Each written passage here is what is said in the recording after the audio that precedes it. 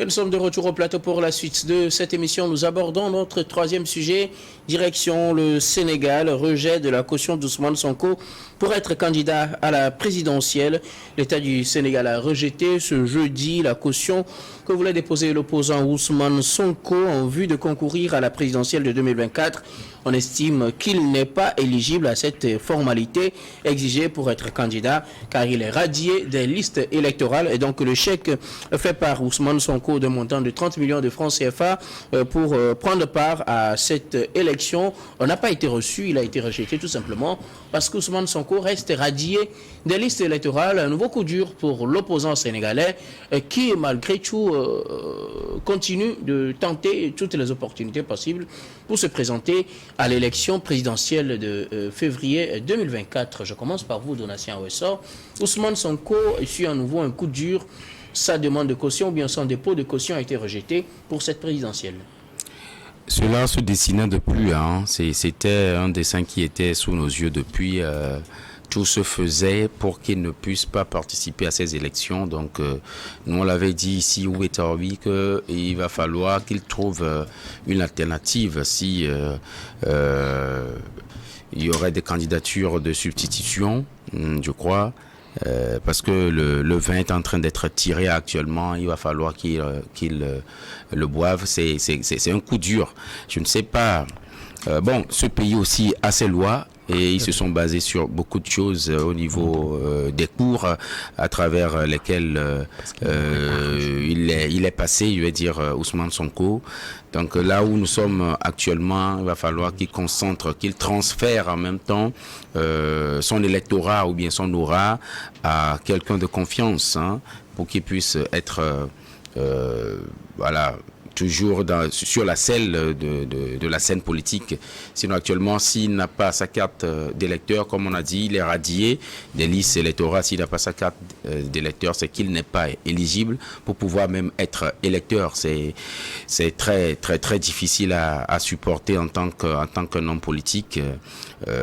Voilà, les choses ont été faites en amont, biaisé ou pas, c'est à tort ou à raison, compte tenu de tout ce qui s'est passé, les charges qui ont été qui étaient pesées contre, disons, sur sa tête, c'était un tout petit peu. On avait eu à mener ces débats ici. C'est à la fois ça descend un peu au niveau en bas de la ceinture. On se rappelle quoi de la jeunesse là, incitation de la jeunesse ou bien corruption de la jeunesse. C'est un peu bizarre. Contre lui. Vous parlez tout à l'heure d'un plan B qu'il avait fait récemment, ou du moins son parti avait décidé de faire la promotion de la candidature de Bassirou Diomaye Faye. Pour qu'il se présente à cette présidentielle. Mais voilà, Ousmane Sonko qui tente quand même le tout pour le tout en allant plutôt déposer sa caution pour pouvoir prendre part à cette présidentielle, même si jusque-là, il n'a pas encore obtenu les fiches de parrainage. Oui, là, c'est déjà un faux pas parce que le moment viendra où il va vouloir transférer ses électeurs à ce dernier. Déjà, ça montre que lui-même, il a voulu y aller. Il a voulu y aller au départ parce que il savait très bien qu'il y a une épée de Damoclès qui était sur sa tête. C'était mieux de se retirer parce que tout était fait pour qu'il ne puisse pas être candidat. Parce que déjà, il n'est pas sur la liste des électeurs. Il ne peut pas être électeur ni éligible. Tout était fait. Donc, mais l'affaire est toujours en justice. En justice, mais... La Cour constitutionnelle a demandé au tribunal de grande instance de Dakar de revenir sur cette affaire-là. Pour le moment, il reste radié quand même. Même si on lui donne raison, la liste a été déjà faite. Je pense peut-être il y aura des situations très spéciales peut-être pour qu'il puisse être un électeur ou bien être éligible de façon très spéciale. Là, ce sera une jurisprudence. On verra ce que ça va donner. Mais là où Ousmane Sonko est actuellement, pour vous, c'est qu'il se concentre voilà, qu'il transfère ce qu'il a transféré et puis qu'il le soutienne très très dur pour qu'il puisse gagner. On va voir la suite de ce que l'instance judiciaire pourra faire de cette affaire, mais c'est un peu cousu de fil blanc. On l'avait dit au départ, il s'est aussi laissé trop à la fougue juvénile, peu importe, mais Ousmane Sonko est en train d'être forclos. Mais qui ne perdent pas espoir parce qu'il y aura toujours une pièce de rechange qui est cette personne-là à qui il va transférer ses voix et puis bon, tout son aura. Donc, Ousmane Sonko, nous sommes de cœur avec vous là où vous êtes, mais quand même, quand vous allez sortir, revoyez un tout petit peu. C'est pas parce qu'on a toute une foule derrière soi qu'on pourrait se permettre de faire certaines choses. On l'a dit, quand on est un homme politique, on a un code de vie, un certain code de vie. On ne va quand même pas aller se masser dans un salle. C'est ça toujours qui poursuit. Que même l'arrestation n'est pas dans le cadre de cette affaire de on a aussi cette gendarme qui l'a filmé et qui voilà de l'arrêter. Donc pour tout était fait pour que Ousmane Sonko soit forclos. Donc c'est des choses qui arrivent dans la vie d'un homme politique. On part du P pour aller à P, on peut partir du prisonnier pour devenir président. On verra ce que l'avenir va présager pour Ousmane Sonko. Ok. Ashraf Ourosama, oui. La caution d'Ousmane Sonko rejetée par l'État du Sénégal, le monsieur est inéligible, hein? Oui. Il est radié des listes électorales selon l'État du Sénégal et donc on ne pourra pas accepter sa caution pour la présidentielle de 2024. Oui, il faut se poser la question. Est-ce que Ousmane Sonko est victime d'une persécution politico-administrative? Est-ce que l'éviction aujourd'hui de sa candidature est fondée sur des motifs légitimes? On sait très bien que c'est un feuilleton judiciaire qui ne date pas d'aujourd'hui. Vous avez la commission électorale aujourd'hui qui a décidé de rejeter la candidature ou la commission de consignation. Oui, on parle de la caisse de dépôt et de consignation. Oui, qu'il a notifié par voie d'huissier qu'on ne peut pas recevoir sa candidature parce que le dossier, non seulement il est incomplet, mais Ousmane Sonko fait l'objet aujourd'hui d'une condamnation pénale.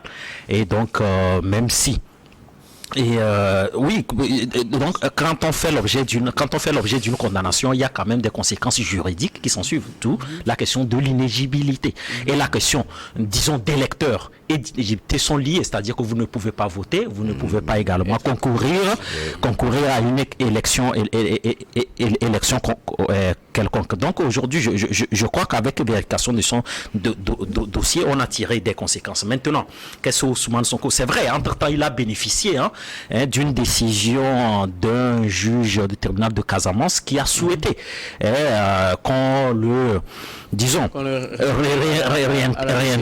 réintègre à la liste électorale, mais la Cour de cassation a cassé cette décision-là et renvoyé l'affaire. Mais ce qu'il faut savoir, Guillaume, en droit, c'est que les décisions juridictionnelles ne sont pas suspensives. Ce qui veut dire que la décision continue de courir jusqu'à ce qu'on ne statue de nouveau. Donc, jusqu'à preuve du contraire, jusqu'à aujourd'hui. Normalement, il devait être réintégré jusqu'à ce qu'on... Non, mais c'est plutôt la Cour de cassation a cassé l'affaire. Non, elle ne s'est pas clairement prononcée, elle a renvoyé... Mais en droit, c'est-à-dire que la Cour suprême... Justement, effectivement, expliquez-nous, quand on dit que c'est le tribunal de grande instance de Dakar qui doit trancher sur cette affaire...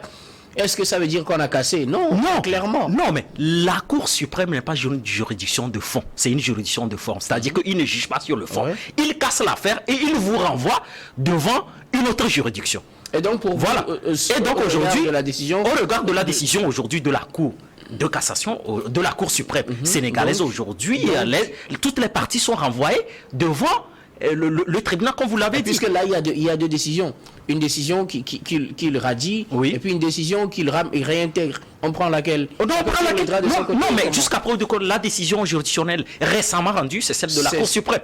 Et donc, on ne peut que fonctionner, ne peut que se baser sur la décision de la Cour suprême qui renvoie les parties vers le tribunal. Donc, comme je l'ai dit, le principe, c'est que la décision n'est pas d'effet suspensif. Donc, cette décision, donc on continuera toujours de respecter. Maintenant, ce qu'il faut savoir, c'est que les autres camps, le camp PASTEF parle de la machination politique. De l'autre côté, on se défend en disant que la décision juridictionnelle n'est pas instrumentalisée. Mais moi, je crois que le monsieur Ousmane Sonko doit avoir quand même raison gardée. Parce qu'à partir d'un moment donné où vous vous retrouvez dans une imbroglio judiciaire, à un moment donné, il faut savoir passer la main. Moi, je ne sais pas, il se comporte... il est jusqu'au boutiste, en fait. Il est jusqu'au boutiste. Ou bien, on peut dire que non, c'est les militants qui souhaitent porter sa candidature jusqu'à aujourd'hui. Mais je crois que le 19 novembre dernier, ils ont le désigné aujourd'hui qui peut également mener la candidature. Et donc, j'estime qu'aujourd'hui, la justice doit être dite. Comme je l'ai dit, la décision juridictionnelle récemment dite, c'est celle de la Cour suprême aujourd'hui. Le tribunal doit statuer. Mais à partir du moment où le Ousmane Sonko a fait l'objet d'une condamnation pénale, il y a une déchéance de certains nombres de droits, donc il ne peut pas bénéficier de certains nombres de choses. Ce qui veut dire qu'aujourd'hui, des droits... C'est tout à fait normal qu'on refuse sa caution. Oui, juridiquement, objectivement. C'est pour cette raison l'institution en question même a motivé sa décision en disant qu'il a fait l'objet d'une condamnation et que aujourd'hui on ne peut pas lui délivrer des fiches de parrainage. Donc son dossier il est incomplet et donc il ne peut pas concourir à une élection présidentielle. Et donc c'est l'occasion aussi de dire, parce que le président Macky Sall a fait une déclaration en disant que ceux qui font l'anarchie et ceux qui font l'apologie du chaos et de l'anarchie, tous ces gens-là le trouveront sur le chemin. C'est pour dire tout simplement qu'aujourd'hui le Sénégal, puisqu'il est le garant des décisions de la République, il a tout à fait le droit de le dire, qu'il faut éviter aujourd'hui de rentrer dans un bras de fer qui ne dit pas son nom, dans un mouvement insurrectionnel. Moi, je crois que la sentence juridictionnelle doit être respectée, ou du moins respecter la décision du tribunal, puisque la Cour de cassation renvoie les parties devant un tribunal. Maintenant, ce qui n'arrange pas le PASTEF, c'est que le tribunal statuera probablement après les élections. Donc il y a une question de calendrier, mais on verra par la suite quelle sera la posture des juges du tribunal en question. Merci beaucoup. Eric Johnson, que dire de cette situation d'Ousmane Sonko, son dépôt de caution pour se présenter à la présidentielle de février 2024 a été rejeté ce jeudi parce qu'on estime qu'il est radié, disons, des listes électorales. Il est toujours radié des listes électorales. Oui, je pense que ici, nous sommes dans du pur juridisme. Lorsque vous n'êtes pas éligible, vous n'avez pas le droit de déposer une caution. C'est-à-dire que le droit est ainsi fait. L'acte de dépôt de caution est automatiquement lié à la légitimité. Je crois que c'est ça. L'éligibilité, oui, effectivement. Voilà, donc, Ousmane Sonko ne peut pas dire qu'il ne sait pas ça. Il ne peut pas le dire, mais je me demande si ses avocats ou ses conseils ont fait un peu attention à cette situation-là, ou ont-ils justement voulu créer encore une situation de crise pour permettre quand même au pouvoir politique d'intervenir. Parce que jusque-là, tout ce qui se passe, à un certain moment, la politique intervient, excessivement, moi je dis. Parce que lorsque vous êtes un citoyen et que vous avez posé un acte, vous répondez devant les juridictions. Et donc, si parfois on arrive à trouver un consensus pour vous permettre d'avancer, je crois que ça ne va pas être cela éternellement. Sonko, avec sa position aujourd'hui, vous voyez, à chaque fois, il doit y avoir une situation où Sonko doit faire le buzz. Il y a combien de semaines? 2, 3, il était en grève de la faim. Ouais. Oui, justement, pour attirer l'attention de l'opinion sur sa situation. Sur sa personne. Okay. Sa situation, tout le monde la connaît maintenant. Sonko, il est en prison, n'est-ce pas? Ouais. Donc, tout le monde connaît ça. Mais maintenant, la suite, il a une passion pour le poste présidentiel. Et tout ça là, en réalité, joue contre lui. Plutôt, ça devrait jouer à son avantage. Oui, avec sa posture, avec sa popularité et tout, logiquement, cela devrait jouer en sa faveur. Mais tout ce qu'on est en train de voir, tout le film qui est en train de se dérouler avec Ousmane Sonko, aujourd'hui, personnellement, ne l'arrange pas. Alors, même pour pas vous- pour le futur. Alors pour vous, Parce aujourd'hui, que on doit rejeter sa candidature, sa caution finalement, les gens seront fatigués de lui. de lui. Oui. Ou plutôt on saura que c'est un jusqu'au boutiste, Non, c'est mais quelqu'un qui tient oui, jusqu'au bout. c'est ce que Ashraf disait. Mais, vous savez, suivez un peu ce qui se passe en Ukraine.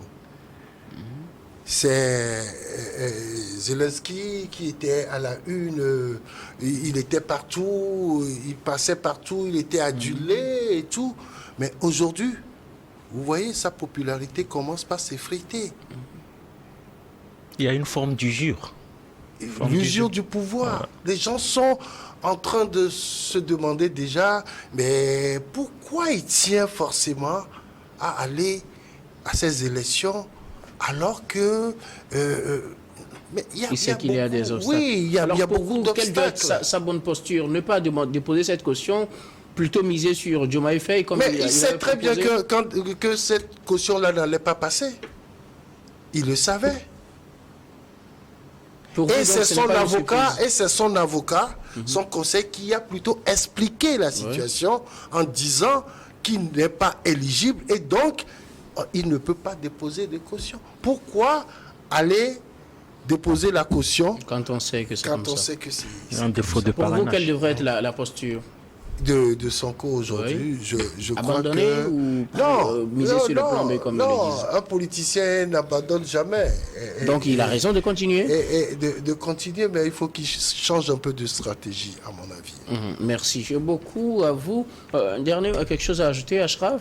Oui, mais ce que j'ai ajouté, comme je l'ai dit, c'est-à-dire qu'il faut à un moment donné... moi, je ne crois pas qu'il ne faut pas défier la justice en permanence. Parce qu'on a cette fâcheuse habitude-là, dans nos pays, toujours de soupçonner... C'est parce qu'il essayait qu'on lui a donné raison quelque part en Casamance. De soupçonner la justice d'instrumentalisation. Je ne dis pas qu'il n'y a pas des sentences juridictionnelles qui sont instrumentalisées, mais il y a également des sentences aussi qui sont émises sur des éléments objectifs. Donc, je crois que dans toutes les corporations, il y a des brebis galeux, mais il y a également des magistrats qui étudient des dossiers qui émettent. Dans le cas d'espèces aujourd'hui, pour moi, la procédure a été suivie. Et il a fait l'objet d'une condamnation. À partir du moment où tu fais une condamnation, la conséquence directe juridiquement, c'est la déchéance de tes droits politiques. Tu ne peux pas concourir à une élection quelconque. Et donc, Ousmane Sonko doit le comprendre et purger sa peine, revenir plus tard et non de rester dans une situation de conflictualité qui ne dit pas son nom. Même s'il estime que cette condamnation est purement politique. Oui, mais il peut profiter de l'occasion pour que les gens reviennent à la raison. Oui, mais il a le droit, tout à fait le droit de mettre un avis. Mais la justice, elle est rendue au nom du peuple sénégalais. Voilà, elle est rendue sur le peuple. C'est l'État sénégalais qui a rendu la décision. Et donc, on ne peut pas nous dire aujourd'hui que cette justice-là est hyper politisée et il y a une main invisible du pouvoir exécutif derrière.